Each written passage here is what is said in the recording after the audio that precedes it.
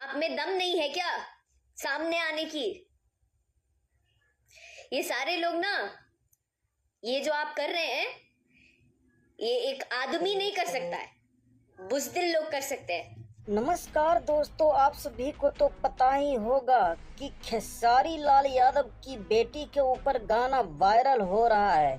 जी हाँ दोस्तों, उसी बात को लेकर अक्षरा सिंह लाइव आई और खेसारी लाल के बेटी के ऊपर गाना गाने वाला मिथुन कुशवाहा को कहा कि तुम्हें शर्म आना चाहिए ऐसे गाना गाते हुए।